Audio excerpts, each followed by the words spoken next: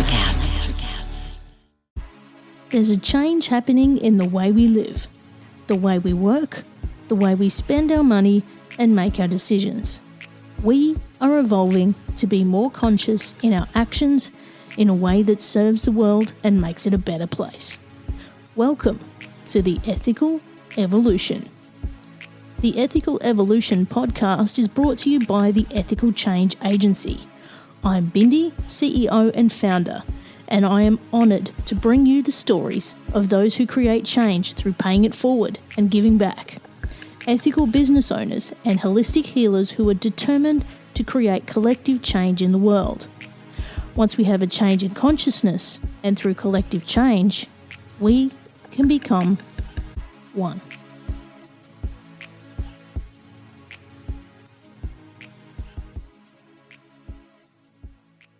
Nicole DeNamur is a sustainability leader who cares deeply about creating collaborative spaces and uniting diverse groups to drive meaningful, tangible change at scale. What sets Nicole apart is that she is more than just a consultant.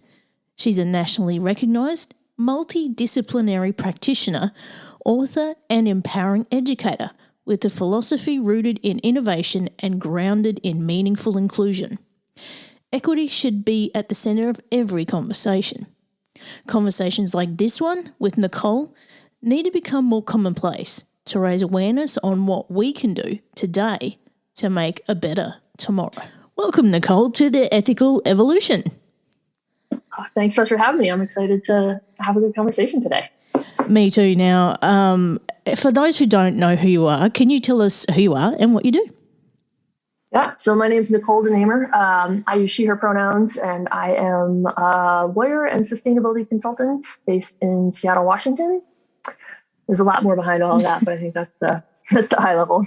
Yes. Now, we were lucky to catch up last week, and what we learned is that we could literally talk forever because there's so much that you do and that you cover that, you make such a difference in what you do. So if we take a look at the primary things you do, so you've got your company that you set up, right? Can you tell us about that? Yeah, so I launched a company called Sustainable Strategies in January of 2020, which was a rather unfortunate time to start a new business, but part of my ethos is innovation. So, but what I really do at Sustainable Strategies is I say apply a legal and risk management lens to sustainability consulting. So my background before launching that company was as an attorney. I practiced mostly construction and insurance coverage litigation here in Seattle for about 13 years or so. So I bring that experience, I kind of describe it as like I've seen how projects succeed and how they fail. I mean, unsurprisingly, as this conversation goes through, a lot of my work focuses on the built environment, not exclusively, but largely. And so my company is really focused on kind of a problem that I identified working as a construction lawyer, which is working in towers. I realize this is a podcast. People can't see what I'm doing with my hands, but I'm basically making this gesture of, towers that are separated by space, doesn't get us to the innovation that we really need to drive, specifically the collaborative part of that, to make meaningful change at scale. And the change that I'm talking about is climate change specifically.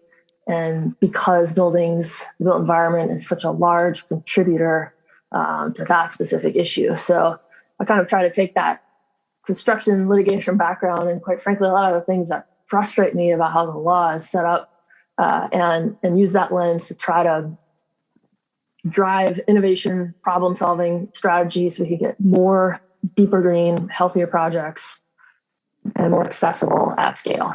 Yeah. And throughout your career, no doubt you've probably seen a change in our climate and the way that we actually, build buildings now, right? Yeah. And I think particularly here in the Pacific Northwest, we're very, fortunate to have a pretty high consumer and market and practitioner standard for I'll put this in quotes, green buildings or sustainable buildings. We have governments that I'm going to generalize a lot here, but we kind of have to kind of support that. We have consumers that are really looking for those things. We have a lot of, income in this area. There's a lot of reasons that kind of drive these different things. So I see a lot of pretty deep green, sustainable keystone projects here. Obviously, love to see that more. Yeah. But I also think it's important to meet people where they are. I guess I didn't mention this, but I'm also an educator.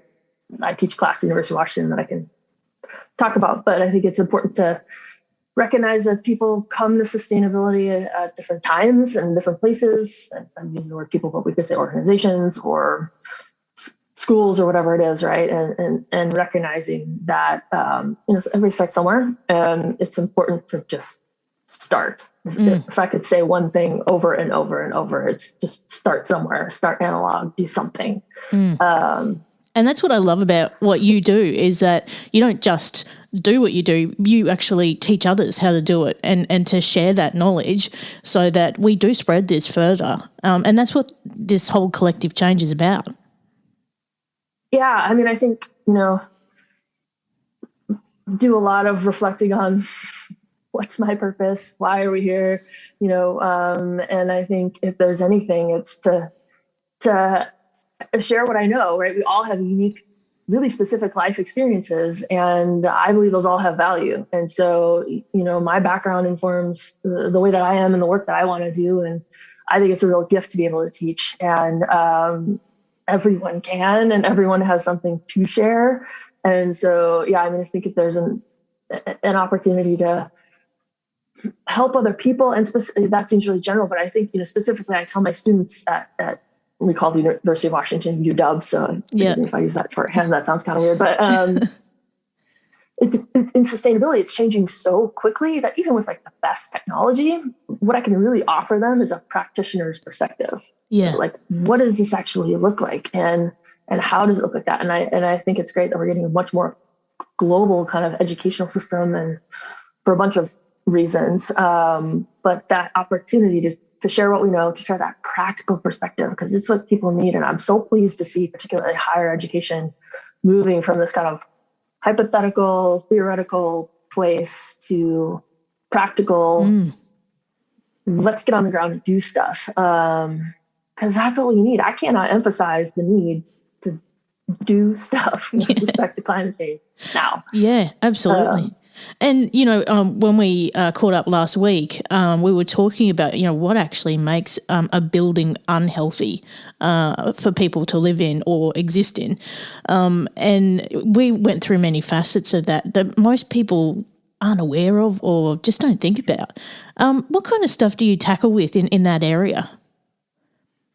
Yeah, and I think if I could give just a little bit of context, I think what's kind of the way that I look at it, I'm making these gestures with my hands, but, we saw kind of, I use this example. If we put like green building, all those concepts in a circle, maybe 30 years ago, at least kind of where I am geographically was kind of the beginning of green building. And we thought about things like water and energy, maybe a little bit about materials, more the building's impact on the environment, right? And then that idea of a green building expanded a little bit more as technology got better, as more practitioners got out there, as added more, and we thought a little bit more broadly about green to maybe more resilient buildings as we looked at the impacts of the changing climates. And we're fast forwarding maybe 10 or 15, even 20 years. Kind of these terms have expanded a lot, right? So we could think about resilience, and we could think about maybe we got a little bit more focused on healthier materials as the science caught up. And then now in the past 5 years or so, the term that you used of a healthier, or the flip side of that, an unhealthy building, has really come to the forefront. And then the pandemic has really highlighted, I think, just how unhealthy the spaces that we spend. Every time I throw this statistic out here, people are always kind of shocked that the average, at least in North America, now this varies geographically, but is about 90% of our time indoors.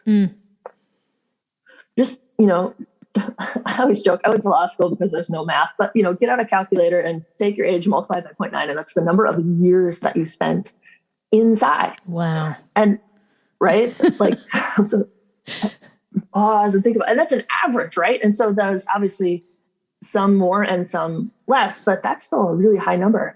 And most, again, I'm going to generalize a lot, but it's for the purpose of making a point, is that most people don't put a lot of thought into the quality of that space.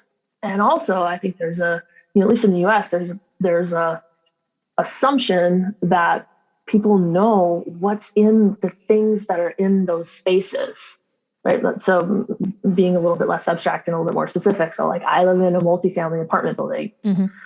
I don't know what kind of paint's on the walls. I don't know what kind of flooring has been used. I don't know anything about air filtration systems and things like that. But I spend 90%, I'm a pretty active outdoor person, so that number's probably maybe a little bit less for me, but still like a lot of time in here, right? And I think there's kind of this misconception of a right to know, and at least in the US, that's just not the case. And I think people should have a right to know what goes in and on and around their bodies, and that's just not the case. I don't know if I actually answered your question, but was given a little bit of context on healthier buildings, right? Yeah. I think your question was, how do I see that show up in my work, or remind me? Yeah, exactly. And I know when we caught up, we were talking about things like bathrooms and even, accessibility and those kind of things. Yeah. So I am a nerd for language, and I think that's the lawyer in me, right? And that's why I think about things like green and sustainable and healthy, and talk about how those terms have changed over time, because I think it's important to think about the power of those words, right? Like have my students go through this example where we talk about how the law has directly or indirectly, explicitly or implicitly defined terms like green, and what happens when you don't define those terms. So, same thing with healthy, right? And as I've seen kind of my industry move from green to sustainable to healthy is kind of really the benchmark now. That term healthy is really important to pay attention to, I think, because health is such a personal thing. And this is what we were talking about. And it also encompasses, I think, concepts like safety and accessibility and inclusion. And the flip side of that is exclusion, right? And so I think, how do we think about, I think it's important to challenge that idea of health or healthy and make sure that it is an inclusive space. And so to your point about bathrooms, right? So one way is that spaces can exclude folks, is if they can't use the building or it's unsafe. So I'll use a personal example with myself. Obviously it's a podcast, so people can't see me, but I am over 6 feet tall. I'll say rather androgynous presenting woman who identifies as lesbian, right? And so I quite frequently, even in the Seattle area, which is a pretty progressive place, get pulled out of bathrooms by, men who see me walking in the door and assume that I'm going in the wrong place and might say, hey, you're in the wrong spot. Or I might, scare or frighten someone who thinks that I'm in the wrong place when I'm washing my hands. That's an upsetting situation for both of us, right? I'm embarrassed. Someone might be upset. And so that space doesn't feel safe to me.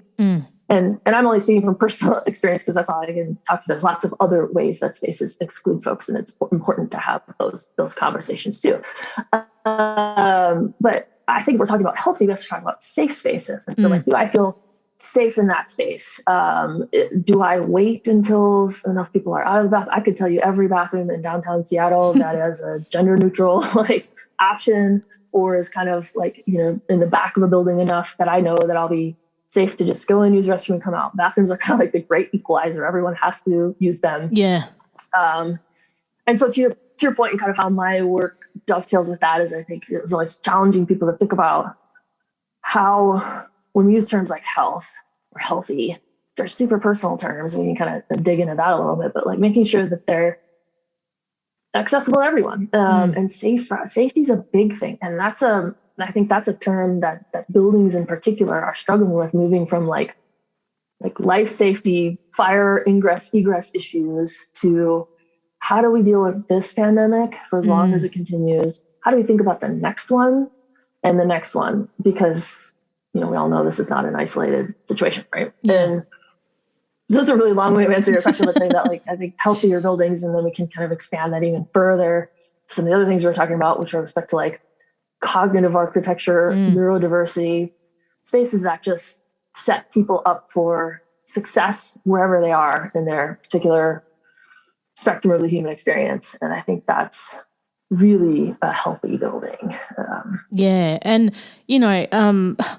we're seeing such a change in the way construction and building is happening, right down to the materials and, the sustainability behind that and the durability behind that. I mean, obviously with the changes in climate, I know here in Australia, they've changed the rating on buildings so that they can withstand cyclones and fires and floods, and we're not alone in that. Are you seeing that over there too? Yeah, I think there's a couple points to that. One is that a phrase that's often thrown around in my industry is the greenest building is the one that's never built.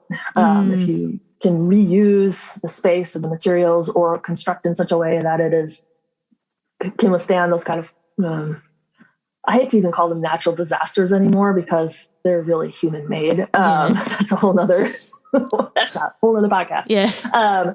But, or reusing historic structure or the materials, we can kind of get into the nitty gritty of carbon, and not just carbon, operational carbon, but embodied carbon, which is probably a bit too detailed here, but exactly what you're talking about of how do we kind of reuse spaces or make sure that we don't have to completely tear them down and bring that back up. And so that's kind of the first thing. And then I think the second reaction I kind of have to what you're saying is, as an advocate, practitioner, and educator, multi-hatted person, I think it's tough to toe this line between we have to continue doing the work with respect to mitigating climate change and full speed ahead. We should be 10,000 times doubling our efforts and not doing things like flying to space for fun, but that's a whole nother podcast. We should be putting that energy into clean energy, for example. But at the same time, the reality is our climate is changing, and we need structures that can withstand a changing climate, and we need people to be prepared. A lot of, back to your point of a healthier building, I do talk and advocate and educate people both through my company and as a teacher on how do you think about air filtration in your space, even in my little space here, because in Seattle we had some pretty bad wildfires a couple of years ago. Last year, this is expected to be the worst wildfire season, and so I also need to think about my more like kind of immediate safety in my space, as well as how do we double down on these kind of climate efforts, keep people going, keep people engaged and enthusiastic about it without getting into this kind of, oh, this is an overwhelming problem that I can't actually do anything about, because that is 100% not true. And so, so there's a lot of different ways I think to think about that durability issue and how it relates to how do we kind of manage continuing to contribute to the problem. So let's kind of try to back that off. And then how do we kind of also think about being safe in these spaces, knowing that the climate's going to continue changing, at least for, it's not going to immediately stop changing. If we say stopped all emissions right now, it would still change a little bit. So that's it. And, there's a lot of people, when you talk about climate change, they're either on one side of the fence or the other, aren't they? Like they either believe in it or they don't. And I know that, it's something we can't deny any longer. What kind of advice would you give to people who think that they can't make a difference in this space? Yeah, that's a great question. And I think, what I say is think about scale, right? So if I drove back when we went to offices and things like that, if the common analogy is driving your car less, because people can visualize that and they can relate to it on an individual scale. If I drove my car one day less, would that make a significant, one day a week, right? Let's just use that as an example. Would that make a significant impact with respect to climate change? No.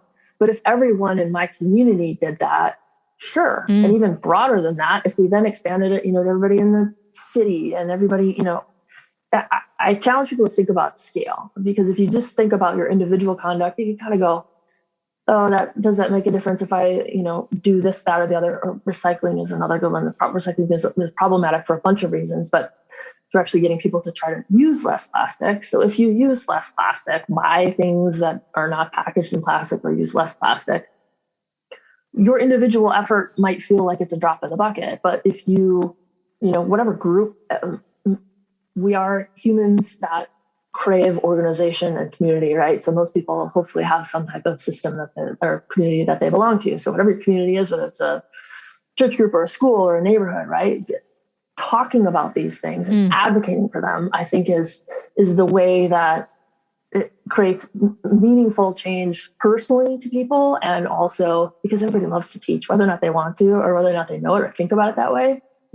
Everyone's parents taught them, good, bad, or otherwise. You have to kind of think through those lessons on your own. You're constantly teaching everyone you talk to, everyone you interact with. And so you can teach community members what you know about this, what you know about plastics, or recycling, or reducing things, and then advocate for change.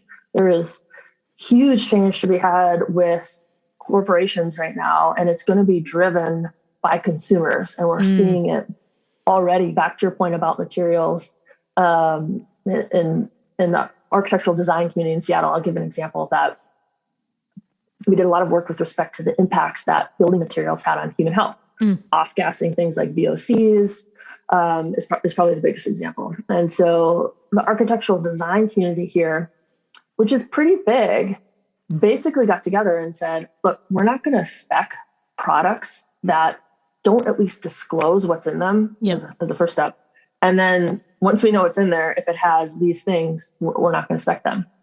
And so as you can imagine, all the manufacturers out there kind of went, oh no, because I want these big design firms to put my product in their project, and then it's in the magazines, and not only is it just like direct dollars from purchasing it, but they really drove a revolution, I think, by advocating, in this way and collectively advocating, right? That wouldn't have worked if just one architecture firm said, we're going to do this. It worked because they all worked together, and these are competitors, right?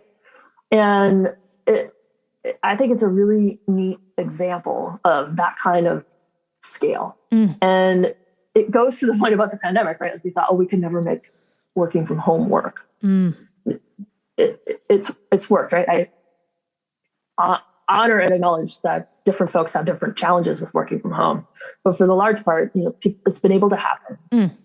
Said it was impossible, right? Well, these manufacturers probably would have said, it's impossible to create a window without any phthalates or whatever the example is, right? It's not impossible. We can do these things. We just need the motivation to do them. And it took this kind of architecture firm collective, pushing that conversation. I think that's really important. I love that, and all it takes is one decision by the collective to lead that change. And imagine if we all just did our little bit every day, and that's how that collective change happens. Absolutely, and it's consumer driven, right? Or it ultimately will need to be, right? Again, I sort of apologize that I'm using examples from my region, but that's what I've got. So we have like Microsoft making big, bold climate commitments, and that's super important. And really moving the needle, and they have the resources and the folks to do that, and it's great. And that work needs to continue. There's also your average person who goes to buy a product. If enough people send those emails, make those calls, and push back on manufacturers, you can drive change. And we're really seeing that now. And I think that's an important kind of, we need this multi-layered, everybody kind of approach to climate change. And I think that's an important part of it. Yeah. Now, in the conversations I've had with you, no doubt, through what we've learned, you've been through some definite challenges. In the work that you do, what would you say is the biggest challenge you have, and how do you overcome it? Oh, that's a good question. There's a lot. I mean, I think one of the biggest challenge is getting past the response of, but this is the way it's always been done. Yeah. And so drilling down on that and being a little bit more specific is, a lot of what I do is advocate for looking at risk in a different way. So more specifically, when I'll use this term, doing quotes, green buildings first kind of came out in the market. And again, I'm going to overgeneralize here, but it's for purposes of kind of answering the question.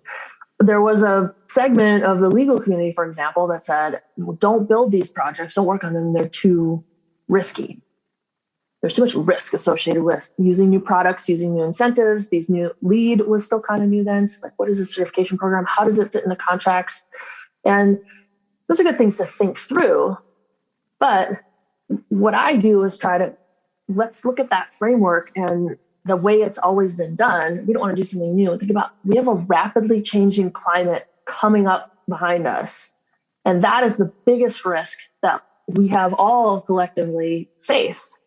Right? It has significant risks, has disproportionate impacts to physical structures and human health. It is the biggest risk that we face. If you're telling me that trying a new flooring material is too risky, but it significantly has, let's say, a reduced carbon impact or reduced impact on, off gases, significantly less VOCs, makes a much healthier place for the people who are in there.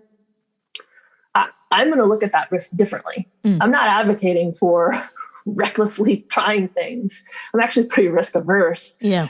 But I think we have to think about does the way that it's always been done fit the reality that we're currently in? And I think the answer is no for a lot of things, or at least maybe not. And let's look at it. Yeah. So that's the biggest thing that I face. And it's hard to move an industry. And honestly, that's why I got into teaching.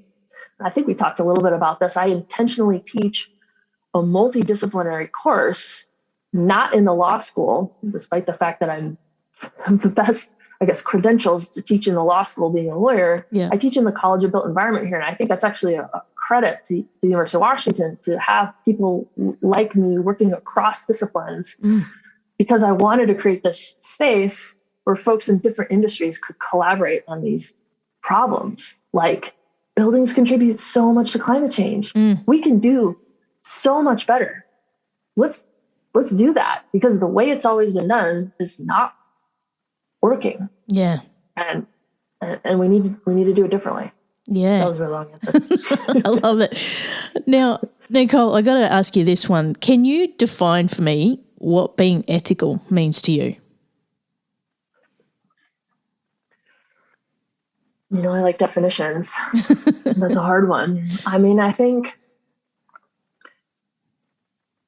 I'd almost come back with a question, and it would be, what aren't we thinking about? Or what are we missing? I do a lot of my work, as we talked about, focuses on how do we ensure not only that these spaces are green, sustainable, and healthy, but that they're accessible. And we could talk about accessibility from a mobility standpoint. We could talk about accessibility from a financial standpoint. We don't only want, healthy for the wealthy. We want healthy for everyone. I think it's a basic human right. But that's not the reality right now. And that's why we need to push that change, right? So ethical, I think, is asking, like, what are we missing? And often that means, who else do I need to talk to, right? I'm a minority in certain respects, but I'm also a white person. So thinking about what's my privilege in that space, and who else do I need to be talking to, because that's where I sit. And so, ethical is, as I think, saying, okay, what don't I know? What can't I bring to this experience? And who else do I need to ask or include here? Because the chances are that there are many more perspectives that need to be included. Yeah, I love that perspective, and I love asking that question. There's no wrong answer to it, I absolutely love it. It's a hard question.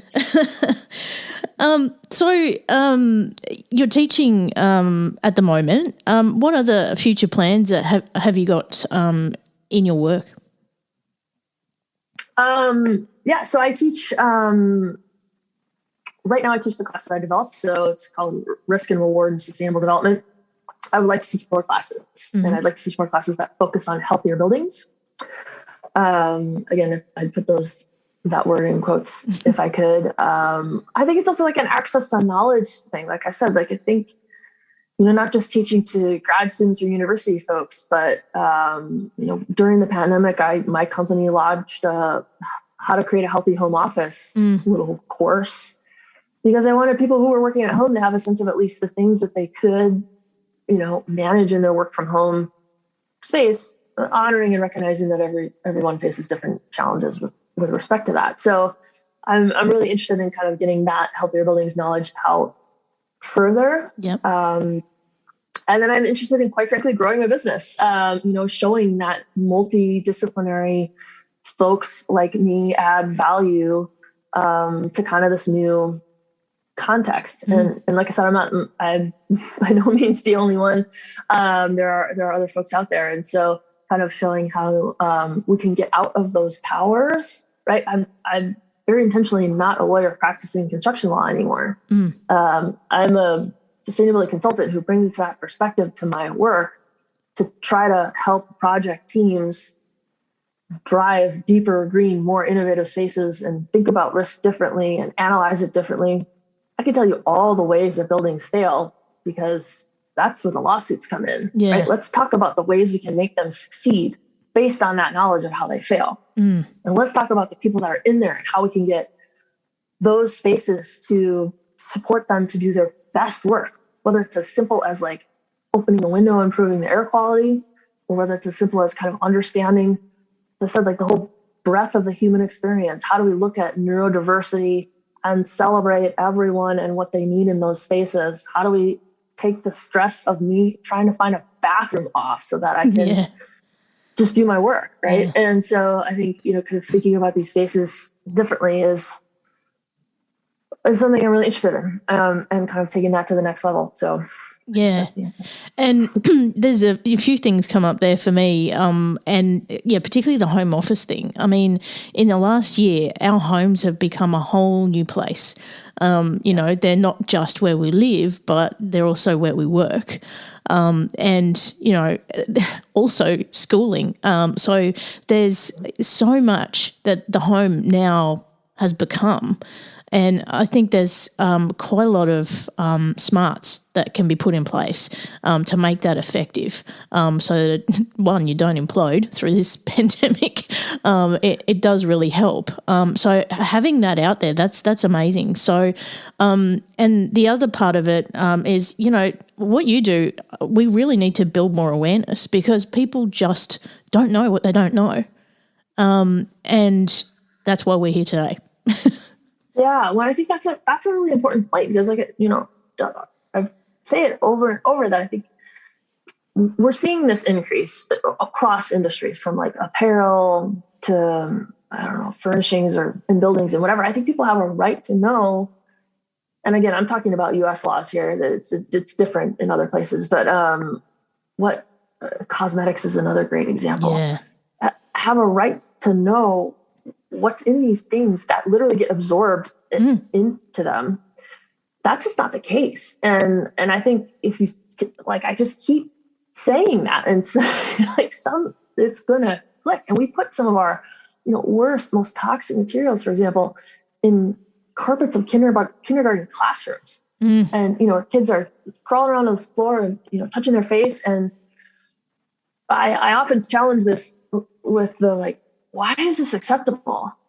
Why is this okay? It's not. I don't have children. I'm basically advocating for my friends' kids, but I think we think through these things, and there's kind of this question of there's a right to know, but it's not really there, and how do we change that? And like I said, we're seeing that driven. I think it's first coming with respect to climate disclosures. We're seeing companies put the carbon emissions from a product, little stickers on there, so consumers can have a better understanding of that. I think we're going to see next kind of the most toxic materials disclosed, hopefully.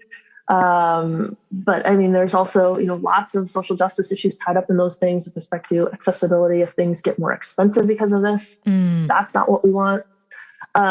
So it's a complicated question, I think, but just challenging or reminding people, the law does not provide that protection for you. And that gets to the point of what's a healthy space? Do you even know what's in that space? And should you start asking questions and advocating for yourself? If there's one thing I can teach people from being a lawyer, it's that you've got to advocate for yourself. Yeah.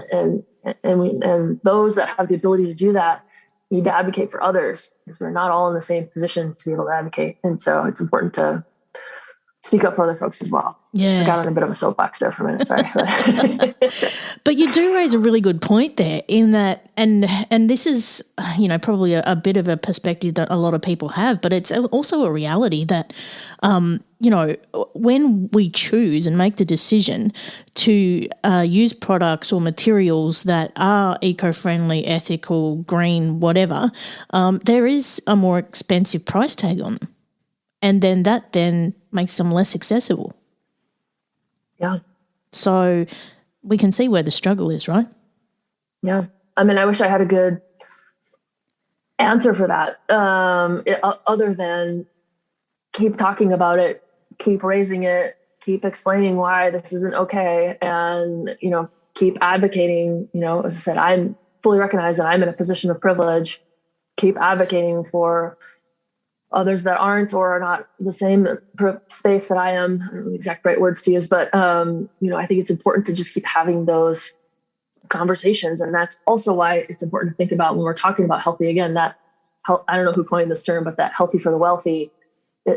If I keep saying it, it'll keep reminding people that we need to keep thinking about affordable housing and all the different options that are out there. And it's a complicated question, but I think it's also why we need to talk about healthy buildings as accessible buildings, and from, like I said, a mobility standpoint, a financial standpoint. I'm sure there's lots of other standpoints that I'm missing, but those are the two that kind of come to mind. Yeah. And it can be hard for people to even focus on this in some demographics of society. I know here in Australia, and it's probably the same there in the US, that there is actually a housing crisis here at the moment, where people are like living in caravans because they just can't find housing that's affordable for them to live in. So, when we then talk about sustainability and healthy living, it practically goes out the window.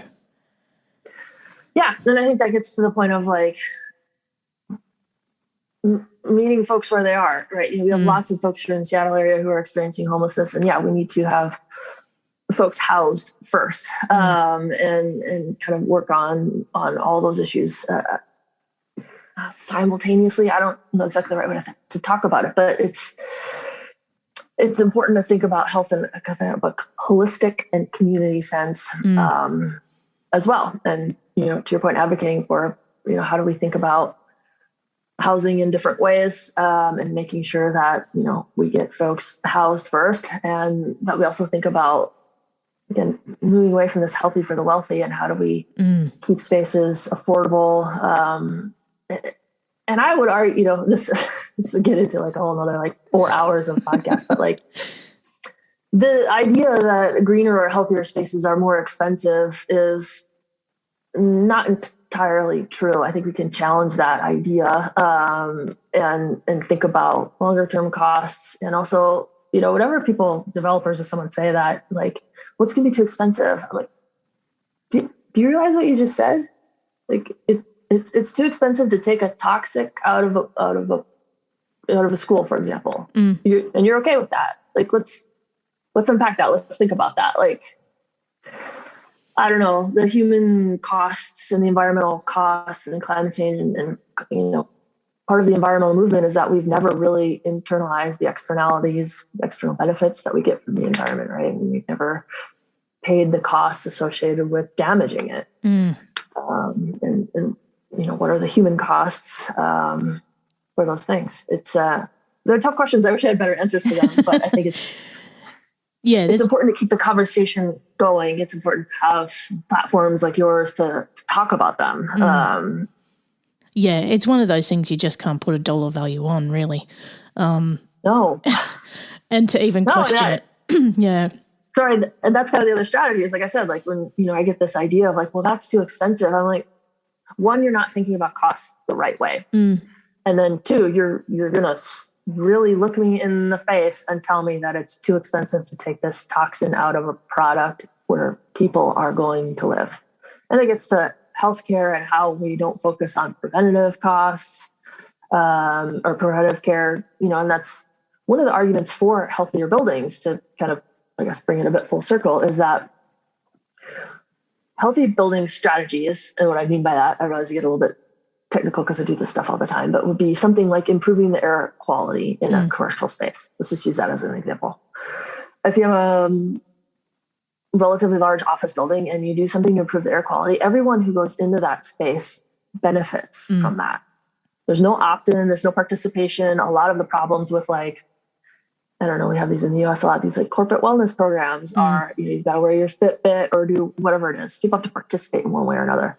You can incorporate these passive design strategies where everyone that goes through the space benefits from that. And we can now, because of some of the work that's coming out of Harvard School of Public Health is a great example. A couple of researchers there are doing a lot of really good work actually quantifying those benefits from health savings and a, like, this term can get a little complex, but productivity standpoint, right? And so if you, and that's just one example, right? We could think about things like natural daylighting, acoustic changes, and different things. But healthier building strategies benefit everybody that goes in that space. And I think that's an important thing to think about. We're thinking about preventative care. You're going to pay a lot of costs when people get sick.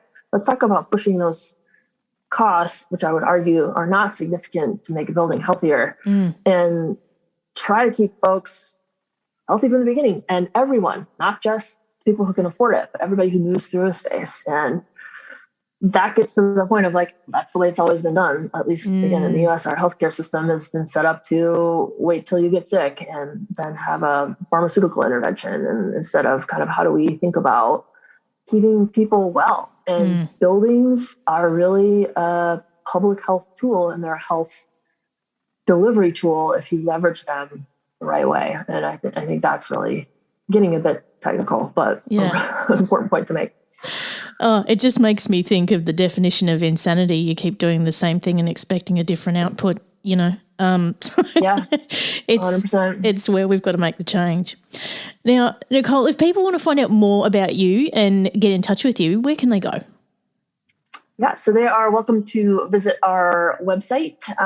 This will be in text somewhere, but it's at Sustainable Strategies PLLC, or a professional limited liability company. And so I had to put that on the end. You can also find us on Instagram. There's probably a little bit of Facebook. You can find me, Nicole DeNamur, on LinkedIn and also on Medium. I try to write about some of the things that I've talked about with perhaps a little bit more structure, but I found that platform to be pretty useful. So those would be the best places. Yeah, and I've checked you out on Instagram, and I actually love some of the perspectives you have. So I actually found myself reading one of your posts this morning, and I was like, wow, this is amazing stuff, like stuff that the regular person would not even think of. So yeah, go and check it out if you can. Now, Thank you. That's very generous. I got the last big question for you, Nicole. What's the change you'd like to see, and how can we bring it to life? Unfortunately, I've already said this, but so it's a bit of a spoiler alert. But I think the change I'd like to see is reframing how we think about things and challenging the traditional frameworks or old ways of doing things, because they just don't work anymore. The biggest, I think, example is operating as if our climate is not rapidly changing. Many, many people and corporations are doing that. And that's just not the case. And so how do we think about, I don't know about you, but, we just encountered this heat dome here in the Pacific Northwest. It was incredibly uncomfortable. And again, I'm a very privileged person who could kind of manage that. There were many other people who were more severely impacted than myself. And that is not an isolated incident with respect to climate change. So I would say, challenging those notions of, okay, well, this is the way, and anyone can do this, right? This, you could bring it down to the consumer level and say, well, I've always bought this one product. And if you're like me, I open something up and I'm like, why is this in 3 separate bags or containers? Like, what is this? And sending an email. Or if you are in, work in the corporate context, why don't we, I always give this example, why isn't the default on every printer to be double-sided? Why are we printing things? But if you are, why isn't the default double-sided? And these things actually make a difference. There's a law firm in Seattle that's kind of instituted some of these these small changes, and they've seen significant cost savings. The odd thing about sustainability is a lot of it is asking people to actually use less, and things that we use less of cost money. So it's really, there's this weird dichotomy of like, well, sustainable is more expensive. A lot of times it's actually asking people to use less of a resource that costs something. We don't internalize the true cost, and that's a huge problem. But if you use paper as an example, which is a pretty rudimentary example, but nonetheless. So I think, the change I'd like to see is people asking questions and advocating at whatever level they're at. If you're the C-suite, do it there. If you are a consumer of a product, going to the store, do it there, because these little changes actually make a difference. I think I kind of hinted this early, but I always tell people, like, start small, start analog. This stuff doesn't have to be fancy. It can get super technical. We have all kinds of cool techie things. You can also be an Excel spreadsheet, but start small, start analog, start where you are. Don't start from a place of shame. Start from a place of empowerment and informed decision-making, and do something. This is like an all hands on deck situation. And climate is an interesting thing because it's such a shared resource, and humans don't like to work together. But if you saw my Instagram post this morning, I don't remember exactly what I said, but it was something related to, the only way we're going to get out of this is together. And so, we need everybody, and to shift that thinking of, well, my contribution doesn't matter. It absolutely matters. Absolutely. 100% matters. Yeah. And that was a long answer. No, I love it. Absolutely love it. And, we as the people, we have the power, and we just got to be conscious. Our whole problem is that we just go through life in autopilot, and we don't actually think about the consequences of every single thing we do. And I think I've said this to you and many other guests on the show. What I do today impacts your tomorrow. And, as you said, when you see something that's got more packaging than it should, speak up. You've got a responsibility to speak up. I actually did that. Can I tell you? During the pandemic, I did a little bit of online shopping, right? And I'm actually going to name the retailer, Kmart. They sent me this huge box, and there was so much packaging and bubble wrap in that thing. I swear to God, I could have wrapped a mummy. So I posted it on Instagram, and I tagged them, and I said, really? Do we need this much? Anyway, I did get a response about their sustainability commitment and blah, blah, blah, and they said that they will change things, and yeah, they did respond. So props to Kmart, and I think we've just got to speak up, and, by doing it in that platform, but not doing it in a shame kind of way, doing it in a can we do better kind of frame. I think you're not only telling the people responsible, but you're also sharing that story. 100%. I love that story. I think, to your point, like, climate change is a completely human created problem. We did this. Yeah. Let's undo it. And I love your story. And I think, one of the things that I guess I said a lot, one of the things I didn't say is one of the ways to really engage with sustainability. Some of the work that I focus on is with respect to storytelling as a tool. Stories resonate with human brains. We love stories. That's, why, use the Olympics as an example. People love stories. They want to hear that. Same thing with sustainability. Your story about Kmart, I'll remember. If anybody else shares their stories, those things make a difference. I did a sort of TEDx style talk on this, and it was called "Nobody Cares About Drowning Polar Bears," which sounds like I'm not an environmentalist, but whatever. The point I was, right? You can go find it. The point I was making is that in the environment movement, we're bombarded with these images of drowning polar bears and these kind of sad things that you feel sad, right? Like your heart feels pulled. You're like, oh, I feel bad for that polar bear, and I partially created this problem because we're all responsible. But it doesn't inspire you to action, right? It just makes you feel sad or guilty or shamed, as opposed to, like, your story you just shared, like, hey, I saw something, I said something, and it actually changed, or you presume it did on the back end, right? And so, like, that's an empowering story. Or I could tell you a story about my hometown, or I could tell you a story about an experience that I had. And I think that power of storytelling, getting to my point of, like, the analog, do something, stories are a great way to to connect with folks. And I'll send you the link to that talk. You can look at it. I would love that. I would love that. Oh, Nicole, I can't thank you enough for this very, very important conversation that we've had today. I can't thank you enough for being a part of the Ethical Evolution. Oh, thank you for having me. It's great. I really appreciate your platform and your message. And yeah, thanks for having me. Thanks for listening to the Ethical Evolution podcast. If you're an ethical business owner, change maker, or holistic healer who's determined to make a change in the world and you need support to spread your message, visit ethicalchangeagency.com to collaborate.